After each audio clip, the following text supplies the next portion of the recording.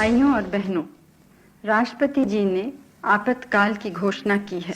उनके पैरों के नाखून खींच दिए उनको, जैसे वो अंग्रेज इतनी सजा नहीं देते थे जितनी सजा इन कांग्रेसियों ने इस इंदिरा गांधी के राज में इन जो षड्यंत्रकारी उन्होंने इन्होंने पुलिस वालों ने हमारे लोगों को दी। किसी को बात नहीं करने देते थे, कोई स्पीच नहीं कर पाता था, फंडामेंटल राइट ही छीन लिया इन लोगों ने। ये इंदिरा गांधी का दौर था, ये कांग्रेस का दौर था, बर्फ की सिलियों पर लटा दिया गया। मैं काल कोठरी में रहा और इस तरह से मेरे साथ व्यवहार किया गया कि मुझे रोटी भी फेंक कर दी जाती थी, रात को पेशाब करने के लिए भी नहीं जाने दिया जाता था। मैं बात कर रहा हूं उस दौर की जब देश के अंदर आपातकाल इंदिरा सरकार द्वारा लगाया गया था, 1975 का वो दौर। लगातार जो है इस विषय को लेकर आज जो नई पीढ़ी है उस तक हम ये विषय पहुंचाने की पूरी कोशिश कर रहे हैं कि वास्तविकता क्या रही और किस तरह से उस समय जो है पूरे देश के अंदर जब आपातकाल लगा, कोई भी व्यक्ति अपनी इच्छा से बात नहीं कर सकता, ना घूम सकता, किसी भी विषय पर बात नहीं रख सकता। मीडिया की स्वतंत्रता जो थी उसको भी जो है बिल्कुल निलंबित कर दिया गया और अपनी मर्जी से कुछ भी नहीं छाप सकते थे। लेकिन जम्मू कश्मीर के अंदर भी ऐसे सैकड़ों लोग थे जिन्होंने जो है उस समय इस आपातकाल के खिलाफ आवाज उठाई और कहा कि देश पर तानाशाही रवैया जो कांग्रेस की सरकार अपना रही है वो ठीक नहीं है। उस समय बेरोजगारी हो गई, महंगाई हो गई और खुद इंदिरा गांधी सरकार जो है करप्शन में इतनी लुप्त हो चुकी थी कि उनके खिलाफ लोग एकजुट हो चुके थे और जिस सीट से वो चुनाव लड़े थे वहां पर भी घोटाला हुआ था और उसको बचाने के लिए, सत्ता की कुर्सी को बचाने के लिए उन्होंने जो है आपातकाल लगा दिया। लेकिन जम्मू कश्मीर से ऐसे कई सारे लोग थे, आज हम उनसे आपको मिलवाएंगे क्या सच्चाई थी, किस तरह का उस समय संघर्ष था, वो आप तक पहुंचाएंगे। हमारे साथ बातचीत करने के लिए सुरेंद्र जी हैं। सर आपका बहुत बहुत स्वागत है। धन्यवाद। मैं सबसे पहले जानना चाहूंगा कि 1975 का वो दौर आप उसके साक्षी रहे हैं। सबसे पहले जब आपको पता लगा था कि आपातकाल घोषित हो गया है, आप उस समय युवा होंगे, आपके मन में क्या विचार आया, उस समय आप क्या कर रहे थे? मैं उस समय बीएससी फाइनल ईयर का विद्यार्थी था और उस समय हम एक राष्ट्रवादी संस्था से जुड़े हुए थे जो देश के अंदर राष्ट्रवाद, देश के अंदर संस्कार, देश के अंदर एक अच्छा माहौल खड़ा करने के लिए सन 1925 से ही चल रही थी और हम भी उसके अंदर काम कर रहे थे। आपातकाल लगा तो आपातकाल के अंदर उस समय कोई बात करने को भी तैयार नहीं होता था। उस समय कोई अपना भी मिल जाता था तो वो भी बात नहीं करता था, इतना डर, इतना भय। जब हम कभी किसी मीटिंग में जाते थे हम पूछते थे भाई ये क्या क्या हो रहा है, तो हमें यही आता था कि थोड़ा देर इंतजार करिए, बड़ी जल्दी देश के अंदर एक बड़ा क्रांति होने वाली है। क्रांति उस समय ये ब्लड शेड क्रांति नहीं, देश के अंदर एक सच्चाई की क्रांति, एक सत्याग्रह की क्रांति जो हमारे देश का आधार है। वो रास्ता हमारी संस्था ने चुना और उसी रास्ते से हम लोग अपनी नैया को हम लोगों ने पार लगाया। सत्याग्रह हुआ, हम भी उससे सत्याग्रह के साक्षी बने। हम लोग भी, मेरे साथ 5 लोग थे जो विद्यार्थी थे, कोई 11वीं का विद्यार्थी था, कोई एक 10वीं का था। इसे 5 लोग हम पलोड़ा गांव से चलते हुए, हमारे पास उस समय एक सीक्रेट पेपर निकलता था जिसका नाम था ललकार। उस समय मैं तहसील का सेक्रेटरी था। तहसील कौन सी? पुराने वाली। अच्छा। तो उस अखबार को मैं जगह जगह गांवों में पहुंचाता था। हम उस दिन अखबार को लेके, जब हमने सत्याग्रह करना था, पलोड़ा से पैदल चले, कोई गाड़ी नहीं आती थी पलोड़ा में, रास्ता कच्चा था। तो निकले हम लोग, कोई तालाब का वो केंद्र नहीं छोड़ा, मंत्र का केंद्र नहीं छोड़ा जहां पर हमने ये अखबार नहीं फेंकी, स्कूलों के अंदर फेंकी जो रास्ते में आते गए। जो हमें पॉइंट दिया गया था उस पॉइंट पर हम लोगों ने पहुंचना है, कोई कार्यकर्ता आएगा वो आपको, हम जाके ये जो लाहदाता बाजार का मंडी चौक है ना, इसमें गली के अंदर हम लोग खड़े हो गए। आज भी मुझे वो दाल वाली गली है, परिचित हूँ अच्छे तरीके से। वहां पर हम लोग खड़े हो गए, 5 लोग, पुलिस भी थी, शायद पुलिस को भी कोई इन्फॉर्मेशन होगी सत्याग्रह की। हमारे पास एक लड़का आता है, वो हमारा दोस्त ही थे, सुभाष जी, बड़े तेज तरार थे। उन्होंने हमें इशारा कराया कि मेरे पीछे पीछे आइए। हम्म। उन्होंने हमें से गलियों से निकालते हुए हमें लिंक रोड चौक में ले गए। लिंक रोड चौक में 2 पुलिस वाले खड़े थे, आज भी मुझे याद है। एक 2 स्टार वाला था, एक सिपाही था। उधर हमने जाके नारे लगाए, इमरजेंसी हाय हाय, इंदिरा गांधी हाय हाय, काला कानून नहीं चलेगा। फिर हम चले गए मस्तगढ़ की गलियों में सीधे से। मस्तगढ़ से लेते हुए हमें क्रिकें के तालाब से निकाला, रेजिडेंसी रोड में चले। अब उस समय हाहाकार मच गई थी, पुलिस आगे पीछे दौड़ रही थी पकड़ने के लिए, लेकिन हम नारे लगा रहे थे। तो रेजिडेंसी रोड में क्या घटना होती है उस समय के शेख अब्दुल्ला निकलता है। अच्छा। हमने कहा शेख अब्दुल्ला हाय हाय, क्योंकि सरकार उनकी थी, यहाँ सरकार उनकी थी। और शेख अब्दुल्ला अपनी गाड़ी को धीमी करवाता है और कहता है भाई मैंने नहीं लगाई है, वो लगाने वाली दिल्ली में बैठी, मुझे क्यों गाली देते। चलो चला गया। और हमारा वो नौजवान जिसने हमें हमारे लीड कर रहा था, वो आगे आगे नारे रहा था, पुलिस उसको पकड़ने की कोशिश कर रही थी। वो नारे जुलूस निकालते हुए हम लोग, पुलिस उस नौजवान को पकड़ नहीं सके। हमें ले जाते हैं थाने के अंदर।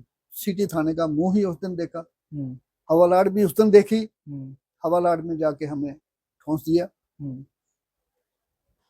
ठोंसते उन्होंने इतनी गाली गलोच हमें दी है पुलिस वालों ने। वो गालियां हमने जीवन में पहली दफा सुनी, जो गाली उस समय हम लोगों को उन्होंने दी। मुझे एक हवालदार था शमशेर सिंह, शायद सांबे का था, कहाँ का था, बड़ी गाली गलोच उसने की। हवालाट के अंदर ठोका, हवालाट की वो बुरी हालत, ओहो वो गंदगी। हमारे पास क्या था, चने थे, गुड़ थे, वो भी उन्होंने छीन लिए हवालाट जाने के पहले। रोटी हमें 3 दिन दी नहीं, रात पेशाब करने के लिए बाहर निकाला नहीं, अंदर पार्टी की ही बदबू, अंदर ही पेशाब करना। हमारे जो कंबल थे हमारे पास एक छोटे छोटे, उनको वो सारी गंदगी से भर।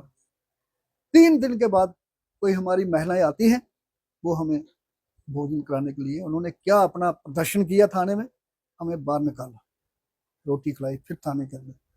फिर हमें चौथे दिन 5वें दिन इन्होंने कोर्ट में पेश किया। हम नारे लगाते हुए इंकलाब जिंदाबाद, भगत सिंह अमर रहें, चंद्रशेखर अमर रहें, ये नारे हम लगा रहे थे, भारत माता की जय। कोर्ट के अंदर लिया, कोर्ट के अंदर जाकर हमने नारे लगाए, सब वकील देखने लगे ये कहाँ से आ गए छोटे छोटे बच्चे। उस समय जज साहब ने हमें, जज ओपी शर्मा थे, आज मुझे याद है, उन्होंने हमें जेल के अंदर भेज दिया 4-5 दिन के लिए। जेल में गए तो उन्होंने काल कोठरी में डाल दी। जो रोटी उन्होंने दी वो हमारे से खाई नहीं जाती थी, जो रोटी थी, ना कभी खाई थी ऐसी रोटी। काल कोठरी पहली बार देखी, एक रोशनदान मर्डरिस्ट के साथ रखा गया, हमें, मुझे नहीं, पांचों को रखा गया। वो तो चलो छोटे थे मेरे से। 2 दिन के बाद जब हमारे और सत्याग्रही जो अंदर थे उनको पता चला, जिनको मीसा के अंदर उठा दिया गया था,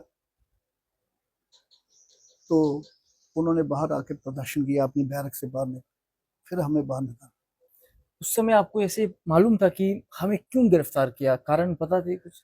कारण यही था कि जब इंदिरा गांधी ने इलेक्शन लड़ी थी इलाहाबाद से, उस इलाहाबाद इलेक्शन के अंदर राज नारायण जी ने इस पर केस किया था, ये इलेक्शन जो है वो फ्रॉड हुई है। और जहां वहां के वो जस्टिस सिन्हा थे, सिन्हा थे ना, कुछ ऐसे ही थे, जस्टिस थे, उन्होंने इंदिरा गांधी के खिलाफ फैसला दे दिया था। और इंदिरा गांधी ने उसको फैसले को नहीं मानते हुए जब देश के अंदर संघर्ष होने लगा, तो इसने अपनी गद्दी को बचाने के लिए देश के अंदर इमरजेंसी अनाउंस कर, काला कानून लागू कर। तो काला कानून लागू किया, सारी प्रेस की स्वतंत्रता छीन ली गई, मौलिक अधिकारों को छीन लिया, किसी को बात नहीं करने देते थे, कोई स्पीच नहीं कर पाता था, फंडामेंटल राइट ही छीन लिया इन लोगों ने। ये इंदिरा गांधी का दौर था, ये कांग्रेस का दौर था। लेकिन कांग्रेस आज कहती है कि संविधान खतरे में है, लोकतंत्र की हत्या हो रही है। ये वही कांग्रेस 1975 में थी, तब तो खुद ये सब करते थे। ये आज की जो कांग्रेस हो, वो कांग्रेस एक ही है। आज राहुल गांधी और उसकी बहन प्रियंका गांधी वो छोटी सी लाल किताब लेके चलते हैं, शायद उसके अंदर है कुछ या नहीं है, वो लहराते हैं पार्लियामेंट के अंदर जाके, और संविधान खतरे में है। तुम बाहर जाके विदेशों के अंदर एंटी नेशनलिस्ट जो हमारे लोग हैं देश के खिलाफ चलते हैं उनके साथ मिलते हो, उनके साथ मीटिंगें करते हो और आके देश के अंदर एक ऐसी चीजें खड़ी कर देते हो हर पार्लियामेंट सेशन के पहले कि सारे का सारा झूठ है, सारे का सारा फ्रॉड लादने की कोशिश कर रहे हो। यदि व्यक्ति की आजादी तुम्हें है तो तब तुम बोलते हो। ये तानाशाह लफ्ज बार बार यूज करते हैं, ये फासिज्म के लफ्ज जो है ये यूज करते हैं, ये कहां से आ गए?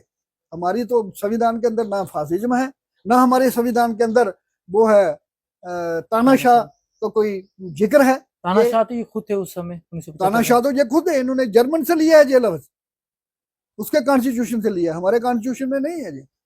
तो इसलिए ये लोग बड़े बेईमान लोग हैं। ये कांग्रेस इस देश को सत्यानाश करने के लिए, घोटाले करने के लिए आज दोबारा ये एक झूठा फ्रेम लेके, झूठा एक सहारा लेके देश के अंदर संविधान बचाने के लिए हम निकले हैं, संविधान के लिए हम सत्याग्रह करें। ऐसे इनको संविधान का पता ही नहीं है। राहुल गांधी ने क्या संविधान को कहीं पढ़ा है? कितनी लाइनें उसके अंदर हैं, कितनी स्याही उसके अंदर लगी है, ये राहुल गांधी बता तो दे। ये नहीं बता सकते। इसलिए ये कांग्रेस जो है, ये जब से इनकी गद्दी गई है, ये इनके हल्बे मांडे बंद हुए हैं। ये देश का पैसा लूटते थे और आज भी सोरेसिस के कहने पर कितना पैसा इनको मिल रहा है। पिछली इलेक्शन के अंदर कितना इन्होंने मोदी जी को हराने के लिए उस पैसे का इस्तेमाल किया है देश के अंदर। तो ये जल्दी ही लोगों के सामने इनका काला चेहरा जो है वो आने वाला है। और हम राष्ट्रवादी लोग हैं, जितनी देर हम जीवित रहेंगे हमें राष्ट्रवाद को जिंदा रखना है। हम राष्ट्रवादी हैं, राष्ट्रवादी रहेंगे। आने वाली जो हम संतानें हैं, इस देश को बचाने के लिए भी राष्ट्रवादी बनाना पड़ेगा। मैं एक आखिरी सवाल पूछना चाहूंगा कि क्योंकि आज की वर्तमान पीढ़ी है, उन्होंने उस दौर को नहीं देखा होगा, या आने वाली जो पीढ़ी है उन्होंने नहीं देखा होगा, उनके लिए क्या संदेश देना चाहेंगे कि 1975 में कैसी लोकतंत्र की हत्या की गई?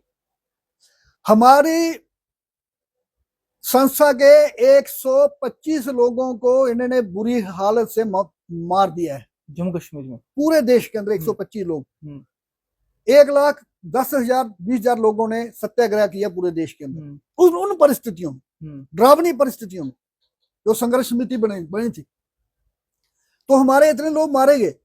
उन लोगों को उनके नाखून तक खींच दिए गए, उनके पैरों के नाखून खींच दिए उनको। जैसे वो अंग्रेज इतनी सजा नहीं देते थे जितनी सजा इन कांग्रेसियों ने इस इंदिरा गांधी के राज में, इन जो षड्यंत्रकारी इन्होंने पुलिस वालों ने हमारे लोगों को दी और बर्फ की सिलियों पर लटा दिया गया। यह किया है इन लोगों ने अपनी कुर्सी बचाने के लिए, अपनी कुर्सी बचाने के लिए, इन्होंने अपनी सत्ता को बचाने के लिए। लेकिन फिर भी संघर्ष हुआ इनकी सत्ता को खाट 1977 में। 1977 के लिए और इन्होंने उस समय संविधान के अंदर संशोधन भी किया, संशोधन किया के लिए। उस संविधान के अंदर सैकड़ों लफ्ज भी उसमें आ चुका था और संशोधन किया, कानून के परिवर्तन किए। ऐसे ऐसे इन्होंने कानून ला दिया, काला कानून ला दिया। सोचा हम तो डिक्टेटर बन जाएंगे, हम तो हिटलर बन जाएंगे। हिटलर ये है कांग्रेस, ये बर्दाश्त नहीं करते किसी। तो नई पीढ़ी के लिए क्या कहना चाहेंगे आप, क्योंकि उनको भी ये जानना बहुत जरूरी है कि वो दौर कितना काला दौर था? मैं नई पीढ़ी को एक ही बात कहना चाहता हूं कि वो अपनी देश की हिस्ट्री जो है वो अच्छे तरीके से पढ़ें। अगर वो हिस्ट्री पढ़ेंगे, मैं बच्चों के माता पिता को आपके द्वारा ये आह्वान करना चाहता हूं कि वो इस देश की जो हमारी संस्कृति है, हिस्ट्री है, राणा प्रताप, शिवाजी, ये सारी इनकी हिस्ट्री को पढ़ना चाहिए। किस प्रकार से इन लोगों ने देश को खड़ा करने के लिए, राष्ट्रवाद को खड़ा करने के लिए, इस देश को बचाने के लिए काम किया है। तो हमें 1000 साल गुलामी के भुगते हैं, ये पीढ़ी को पता होना चाहिए। 800 साल मुगलों ने गुलाम किया, 200 साल अंग्रेजों ने गुलाम किया। ये हमें क्या दोबारा ये कांग्रेस जो है विदेशी षड्यंत्रकारी शक्तियों से मिलकर दोबारा ऐसा घिनौना खेल कर रही है इस देश के अंदर। तो इसलिए इससे सावधान रहना है। मैं सब बच्चों को कहूंगा कि राष्ट्रवादी बनो, देशभक्त बनो और अपने इस देश को खड़ा करने के लिए अपनी जान की बाजी अगर लगती है वो भी लगा। अब हमने उस समय सत्याग्रह किया, मैं बीएससी का स्टूडेंट था। मेरी सारी पढ़ाई जो है उस समय टूट गई। आगे मैं इस पढ़ाई को अपनी को कंटिन्यू नहीं कर पाया। परिस्थितियां ऐसी थी, उस समय देश के अंदर माहौल ऐसा था कि हमें अपने संगठन के कार्य के अंदर ही हम लगे रहे, तो पढ़ाई को कंटिन्यू नहीं कर पाए। आज हम लोग उसी राह पर चलते हुए हम यही शिक्षा देते हैं सब लोगों को कि इस देश को खड़ा करने के लिए हम लोग सब लोग इकट्ठे मिलके कंधे से कंधा मिलके। बहुत बहुत शुक्रिया बातचीत करने के लिए। तो कुल मिला के आपने देखा कि किस तरह से वो कालखंड रहा 1975 का, जब देश के अंदर आपातकाल घोषित हुआ, लोगों को कोई भी आजादी नहीं रही, चाहे वो घूमने की हो, इकट्ठा होने की, बातचीत करने की, और चारों तरफ एक जेल सा वातावरण बना दिया गया। जो भी इकट्ठे होते थे, जो क्रांतिकारी थे, योद्धा थे, जो उस करप्शन के खिलाफ आवाज उठाते थे, जो उस तानाशाही के खिलाफ आवाज उठाते थे, उन सबको सीधा जेलों में डाला गया। और जेलों के अंदर भी उनके साथ व्यवहार इस तरह से किया गया कि आप हैरान रह जाएंगे कि हाथों के नाखून, सर के बाल, पाँव के नाखून तक जो है वो निकाल दिए गए। आप उस भाव को समझने की कोशिश कीजिए, तब आपको पता चलेगा कि वास्तव में लोकतंत्र की हत्या किसने की, कांग्रेस ने की या बीजेपी ने की। ये आपको इससे समझना पड़ेगा, क्योंकि आज के वर्तमान सिनेरियो की बात करें तो कांग्रेस हमेशा कहती आ रही है कि संविधान बदला जा रहा है, लोकतंत्र खतरे में है, लेकिन वास्तविकता क्या है वो नई पीढ़ी को जानना बहुत जरूरी है। इसी के साथ आप देखते रहिए जेके फैक्ट, वीडियो जर्नलिस्ट जसविंदर के साथ।